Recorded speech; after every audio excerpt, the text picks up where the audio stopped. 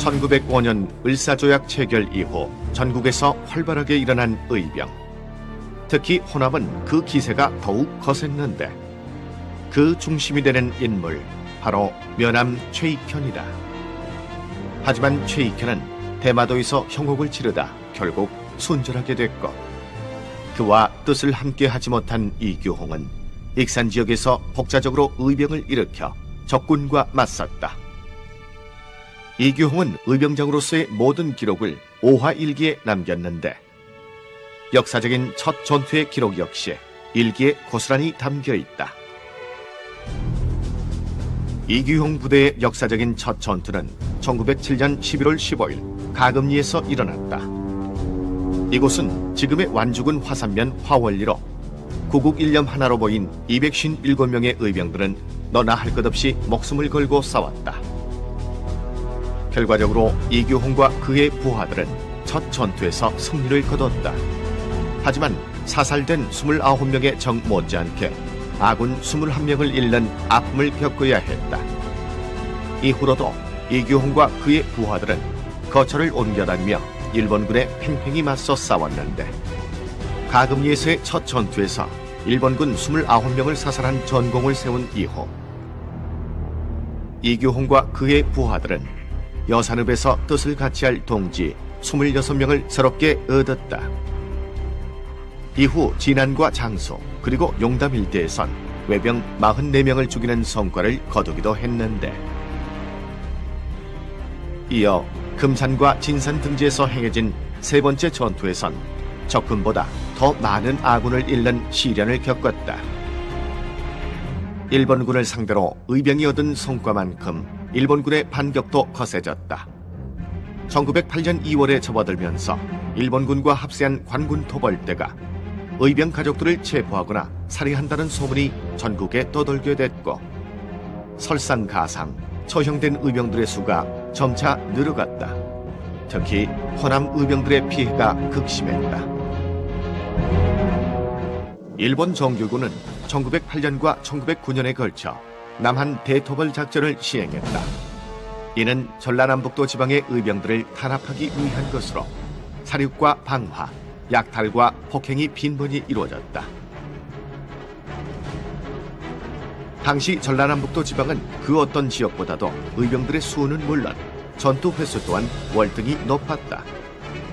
그러다 보니 전라남북도 의병들을 공격하는 일본 정규군의 수법 또한 잔인해져만 갔는데 이로 인해 의병들의 전의는 눈에 띄게 상실됐고 승승장구하던 이규홍의 부대 역시 더 이상은 싸울 수 없는 지경에 처하게 된다. 그리고 한겨울에 이어진 세 번째 전투에서의 패배로 이규홍 부대는 치유하기 힘든 큰 타격을 입었다. 세 번째 전투에서 패한 이후 남은 10여 명의 의군을 이끌고 공주로 향한 이규홍. 그는 남은 부하들을 돌려보내기로 결심한 뒤 그 비통함을 한편의 시로 읊었다.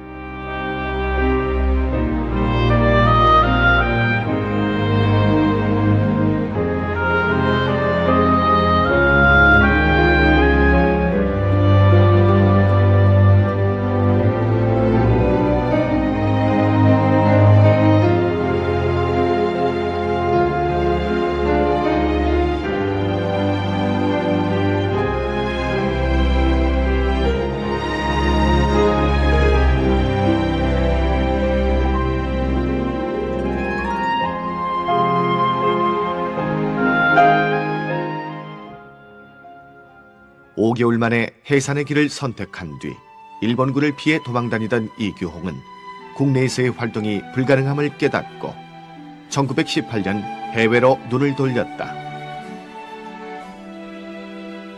이규홍의 첫 목적지는 대한민국 임시정부가 존재한 상해였다. 이곳에는 나라의 독립을 기원하는 이들이 모여 있었는데 이규홍은 많은 독립운동가들과 접촉하며 자신이 가진 모든 것으로 그들을 도왔다.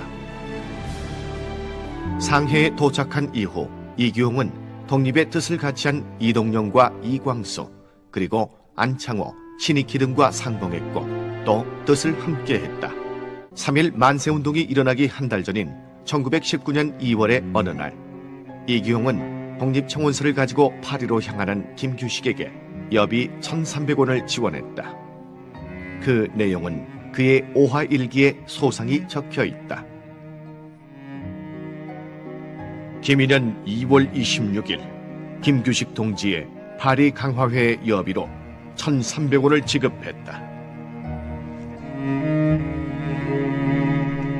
20대 중반 의병장의 신분으로 독립운동에 뛰어든 이규홍. 그렇다면 그는 무슨 돈으로 독립운동가들을 후원했던 것일까? 이규홍의 부친 이기영. 그는 삼천석 지기의 대부호인 동시에 아들 이규홍의 가장 든든한 후원자였다. 아들의 항일투쟁에 지원을 아끼지 않는 아버지 이기영. 그의 흔적으로 유일하게 남겨진 이 초상화는 석지 최용신의 작품이다. 우리나라 대표 인물화가로 평가받는 최용신은 한말 우국지사들의 모습을 초상화에 담으며 정신 또한 남기고자 했다. 즉, 최용신은 덕을 갖추고 명망 높은 이들의 그림을 남긴 화가로 이 한 점의 그림이 이기영의 성품을 말해주고 있는 것이다. 아버지 이기영의 물질적 후원 덕에 독립운동가들의 자금을 댈 수 있었던 이규홍은 독립사상이 움트는 곳이라면 그 어디에도 지원을 아끼지 않았다. 상해에 머물면서 임시정부의 많은 독립지사들과 인연을 이어온 이규홍. 이후 1920년에 이르러 간도로 거처를 옮긴 그는 김자진 장군을 만난 뒤 자신의 전 재산 3,000원을 헌납했다. 당시의 상황 역시 그의 일기에 기록돼 있는데, 경신년 3월 20일 간도의 사관년 성소에 도착하여 김자진 동지와 상봉 후 군자금 3,000원을 헌납했다. 이후 김자진은 1920년 10월 21일부터 26일까지 10여 차례에 걸친 청산리 전투를 통해 일본군을 대파하는 승전보를 울렸다. 이로 인해 일본군은 큰 타격을 입게 됐으며 청산리 전투는 한국 무장 독립운동 사상 가장 빛나는 전과로 역사에 남게 된다. 청산리 전투 이듬해인 1921년 국내로 돌아온 이규홍. 하지만 그를 기다린 것은 일제 모진 고문과 신문뿐이었다. 고문의 후유증으로 인해 49세의 나이로 세상을 하직한 이규홍. 그의 불꽃 같은 인생은 후손들에게조차 전해지지 못하고 너무 오래 묻혀왔다. 잊혀진 의병장 이규홍. 이제라도 그의 삶을 적극적으로 조명해 세상에 알리는 일이 남겨진 우리의 몫으로 남았다. 목숨에 연연하지 않고 아낌없이 모든 것을 내어준 무명의 용사들. 이름 없이 흔적 없이 사라져간 그들은 우리의 오늘을 열어준 은인이요 스승이다. 의병의 중심지에서 자신의 것은 조금도 취하지 않고 나라만을 생각한 의병장 이규홍. 그를 비롯한 많은 이들의 희생이 하루라도 빨리 조명될 수 있기를 기대해본다.